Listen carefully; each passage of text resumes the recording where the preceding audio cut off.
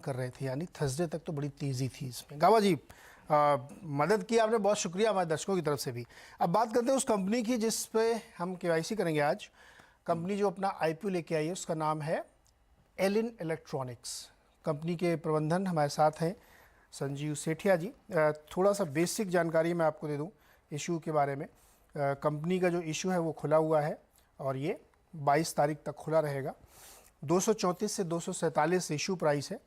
175 करोड़ रुपए का fresh issue है और 300 करोड़ रुपए का ओएफएस है, यानी कुल 475 करोड़ का साइज है। एक लॉट में आप 60 शेयर के लिए अप्लाई कर सकते हैं। 5 रुपये इसकी फेस वैल्यू है। रिटेल के लिए 35% का इसमें रिजर्वेशन है, वो उनको मिलेगा। कंपनी क्या करती है, क्या बिजनेस मॉडल है, ये सीधे सेठिया जी से ही समझते हैं। सेठिया सर, क्या करती है आपकी कंपनी और इसमें किसी निवेशक को क्यों पैसे लगाने चाहिए? जी, बहुत बहुत शुक्रिया आपका। तो एलिन बेसिकली एक एंड टू एंड प्रोडक्ट बनाने वाली कंपनी है। हम 4 बिजनेस वर्टिकल में ऑपरेट करते हैं। इसमें सबसे पहले एलईडी लाइटिंग, दूसरा हमारा स्मॉल अप्लायंस बिजनेस है जिसमें हम iron, mixer grinders, toaster, bar blender, hair dryer, hair straightener, trimmers ये बनाते हैं। तीसरा जो हमारा बिजनेस वर्टिकल है वो है फ्रैक्शनल हॉर्स पावर मोटर का। हम हिंदुस्तान के सबसे बड़े fractional horse power motor company है।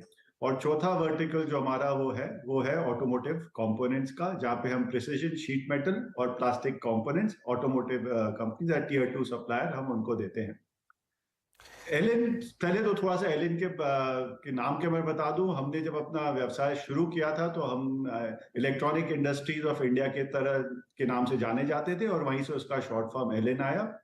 ये लगभग 53 साल पुरानी कंपनी है, एक प्रूवन ट्रैक रिकॉर्ड है। हमारे पास मार्की कस्टमर्स हैं जो न कोई विश्व के कुछ कुछ लीडिंग कस्टमर्स हैं जैसे फिलिप्स और सिग्निफाई, और हमारे डोमेस्टिक कस्टमर्स भी ब्रांड लीडर्स हैं जैसे हैवेल्स हो गया, उषा है इत्यादि। तो एक प्रूवन ट्रैक रिकॉर्ड है और जिस सेक्टर में हम ऑपरेट करते हैं उस पे अगर आगे देखें तो ग्रोथ की बहुत अच्छी अपॉर्चुनिटीज है। और एलएन भी क्योंकि एक क्वालिटी कंपनी की तरह जानी जाती है, I will say we are prime to grow within this business. Sanjeev sir, आपकी शेयर होल्डिंग कितनी है और कौन बेच रहा है ओएफएस में? आपका प्रश्न तो वापस एक बार दोहराएंगे प्लीज। शेयर होल्डिंग इस वक्त कितनी है और ये ओएफएस में कौन बेच रहा है?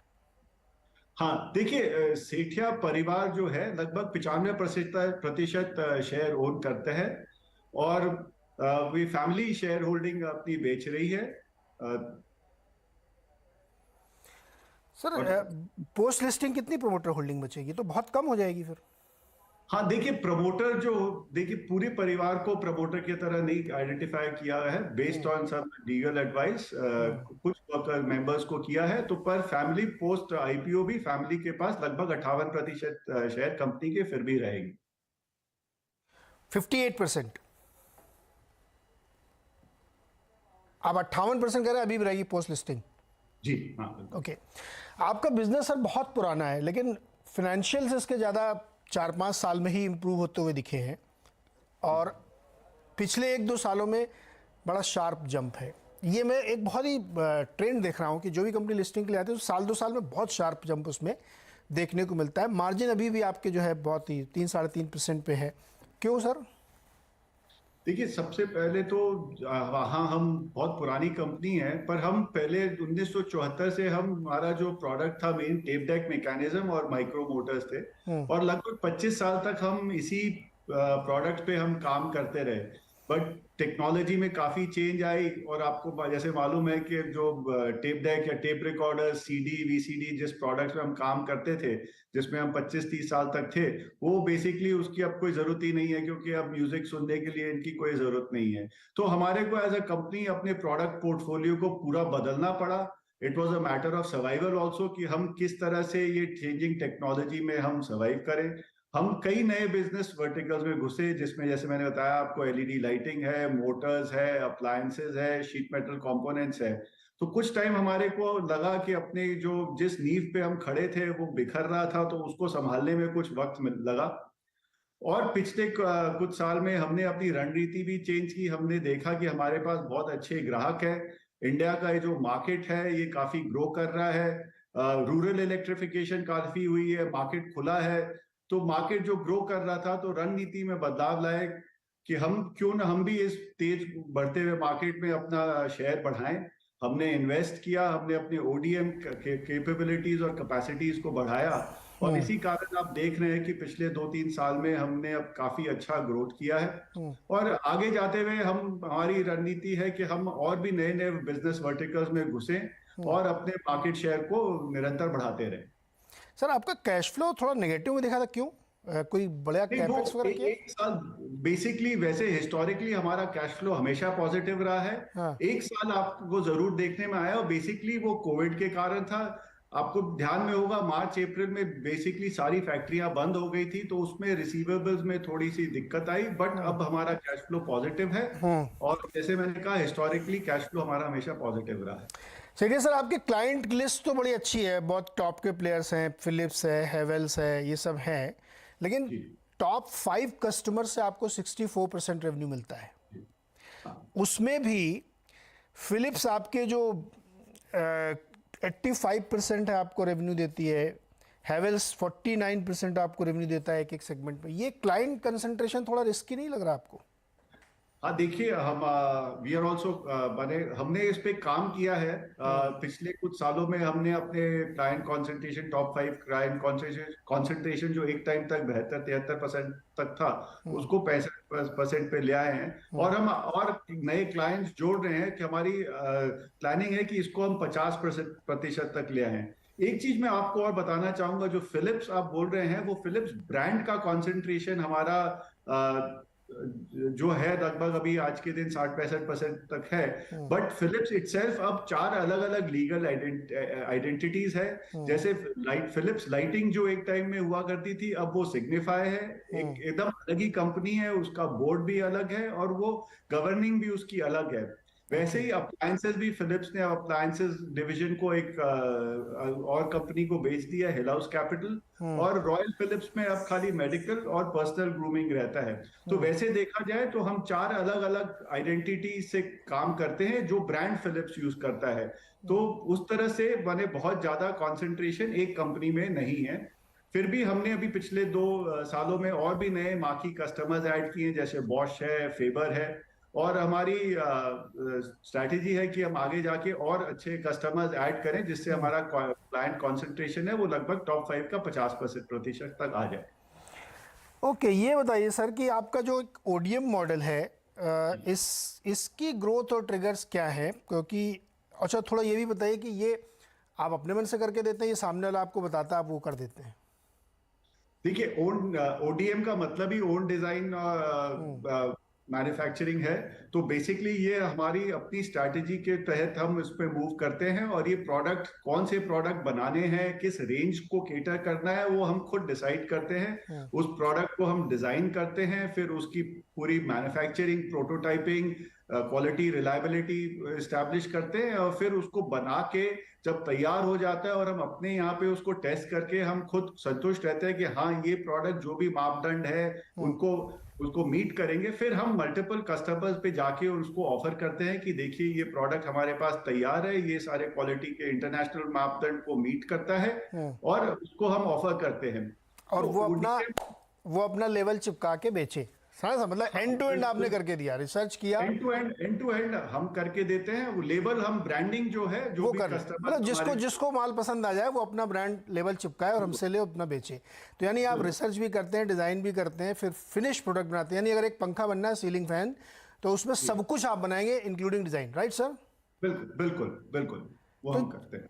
तो ओडीएम, देखिए, ओडीएम बिजनेस के लिए हम इस तरफ गए क्योंकि एक ओडीएम बिजनेस में क्या, आपका प्रोडक्ट तैयार है, आप उसको ऑफर करके आप अपना जो सेल्स का जो पूरा लीड टाइम है उसको काफी कम कर सकते हैं। अगर आपके पास इसमें मार्जिन ज्यादा है क्या? बिल्कुल, मार्जिन भी इसमें नॉर्मल ओईएम से 1 से 1.5% ज्यादा है। तो सेठी साहब, मुझे ये बताइए कि जब आपके पास रिसर्च कैपेबिलिटी है, जब आपके पास डिज़ाइन कैपेबिलिटी है, जब आप एंड टू एंड प्रोडक्ट बना लेते हैं, तो वो पंखा सेठिया के नाम से क्यों नहीं बेच लेते आप? देखिए, एक तो सेठिया को बहुत कम लोग जानते हैं। अच्छा, एलिन के नाम से बेच लीजिए फिर, या कोई अच्छा फैंसी सा नाम रख लीजिए। सेठिया या एलिन, जो भी बोले। देखिए, हमारा ये मानना है कि हमारी जो स्ट्रेंथ है ना, वो है प्रोडक्ट डिजाइन और मैन्युफैक्चरिंग, हाँ। और सेल्स और मार्केटिंग एक अलग ही स्ट्रेंथ है। माने हमारी कंपनी की जो स्ट्रेंथ है हम उस पर फोकस करना चाहते हैं। हम अपने कस्टमर्स को भी अपना स्ट्रेंथ मानते हैं, वो हमारे स्ट्रेटेजिक पार्टनर्स हैं। अगर हम अपना खुद का ब्रांड लेके आएंगे तो सबसे पहले जो हमारे कस्टमर्स हैं, जिसके बलबूते पे हमारी आज फैक्ट्री चल रही है, वही हमारे को अपने कॉम्पिटिटर्स की तरफ देखेंगे। तो इस कारण हम अपने स्ट्रेंथ पे खेलना चाहते हैं। हम बहुत सारे और प्रोडक्ट्स हैं जिस पे हम घुस सकते हैं, जिससे हमारा बिजनेस बढ़ सकता है। तो हमको अपने जो आज के कस्टमर्स हैं, जिसके माध्यम से हमने आज कंपनी को इस मोड़ पे लेके आए हैं, हम उनके साथ आगे बढ़ना चाहते हैं और अपने स्ट्रेंथ को और बढ़ाना चाहते हैं, और नए नए प्रोडक्ट्स ओडीएम या ओईएम नहीं सर, सेठिया सर, ये बहुत अच्छी स्ट्रेटजी है कि आप अपने कस्टमर के साथ इतने सालों से काम कर रहे हैं तो उनके साथ ही काम करना चाहते हैं। लेकिन जब आप रिटेल में जाके बेचते हैं तो आपकी मार्जिन कहीं ज़्यादा होती है, रादर कि आप जॉब वर्क करें, और आपके पास अगर पूरी कैपेबिलिटी, तो आप रिस्क लेने से डर रहे हैं क्या? देखिए, रिस्क मेरी बात नहीं है। आज के दिन जैसे आप भी समझते हैं कि आज प्रोडक्ट्स है, मार्जिन्स उस पे काफी कॉम्पिटिटिव है। तो हमारे पास इतना भी मार्जिन नहीं होता है कि हम अपना ब्रांड भी बिल्ड कर लें, सेल्स मार्केटिंग के पूरे नेटवर्क करें, उस पे भी बहुत खर्चा आता है। तो आपको अपने स्ट्रेंथ्स पे प्ले करना चाहिए, ऐसा हमारे कंपनी का मानना है कि हमें अपने स्ट्रेंथ्स को और बढ़ाना चाहिए और उस पे आगे बढ़ना चाहिए, और अपने आप को बहुत थिन भी स्प्रेड नहीं कर लेना चाहिए कि कल को अगर ब्रांड नहीं चलता है तो मालूम चला एग्जिस्टिंग कस्टमर से भी हाथ धो लिए और वहां पे भी सेफ प्ले, ठीक है। सेफ मैं नहीं कहूंगा, बट हाँ। मैं कहूंगा कि हाँ, जो अपने स्ट्रेंथ्स है जिस पे हमको लगता है कि आप बढ़ सकते हैं उस पे बढ़े। और ये खाली एक हमारी बात नहीं है, आप अगर ग्लोबली भी देखेंगे जो इस तरह के हमारे जैसे मैन्युफैक्चरर है, चाहे एक फॉक्सकॉन भी हो गया जो आज के दिन एप्पल का सबसे बड़ा मोबाइल मैन्युफैक्चरर है, वो भी आज के दिन कॉन्ट्रैक्ट मैन्युफैक्चरिंग कह लें या जॉब वर्क कर लें, उस पे ही अपने स्ट्रेंथ पे प्ले करता है, चाहे विस्ट्रॉन है, चाहे परफेक्ट सर, सेठिया सर, इसमें कोई इशू नहीं है। आप जो कर रहे हैं बहुत अच्छा काम कर रहे हैं और बहुत बढ़िया तरीके से आप कर रहे हैं। मैं ये अब लास्ट क्वेश्चन है मेरा, मैं समझना चाह रहा था कि अगर आप नहीं जाना चाहते प्राइवेट लेवल पे, अपने पे ही काम करेंगे इसी काम को, तो मुझे ये बताइए कि आप अगले 2, 4, 5, 8 सालों में किस तरह की ग्रोथ देखते हैं? क्योंकि अभी आपकी कंपनी इतने सालों से काम कर रही है लेकिन साइज अभी भी बहुत छोटा है, तो वो एक्सपोनेंशियल ग्रोथ कैसे आएगी, आपको ये बताइए मुझे। श्योर। तो सबसे पहले तो कितने सालों से मैंने आपको एक्सप्लेन किया था कि क्योंकि 20-25 साल की मैंने जो हमारे काम था वो तो पूरा वो प्रोडक्ट ही खत्म हो गया। तो अभी देखिए हम आप उस साइज और स्केल पे पहुंच गए हैं जहां पे हम इन्वेस्ट कर सकते हैं फॉर फर्दर ग्रोथ। आईपीओ लाने का भी मेन कारण ही ये है कि हम और पैसा मार्केट से लेके और अपने ग्रोथ के लिए और नए प्रोडक्ट्स, नए बिजनेस वर्टिकल्स पे इन्वेस्ट करके उस पे हम ग्रो कर सके। पिछले साल हमने लगभग 27% की ग्रोथ की है, और हमारा अगले 2-3 साल तक ये बिजनेस प्लान है कि हम कम से कम 25% मिनिमम उस पे हम ग्रो करें। उसके लिए हम एग्जिस्टिंग बिजनेस को भी बढ़ा रहे हैं और नए बिजनेसेस को भी अट्रैक्ट कर रहे हैं, कि हम इस ग्रोथ टारगेट को अचीव कर सकें। जी सेठिया सर, बहुत बहुत शुक्रिया और बहुत शुभकामनाएं आपको आपके इशू के लिए, और देखते हैं लिस्टिंग के दिन हम लोग फिर बात करेंगे। बहुत धन्यवाद, बहुत बहुत शुक्रिया सर। तो ये था एलिन इलेक्ट्रॉनिक्स के मैनेजमेंट से बातचीत जिनका आईपीओ खुला हुआ है अभी। छोटा सा एक ब्रेक के बाद नजर डालते हैं मार्केट पे।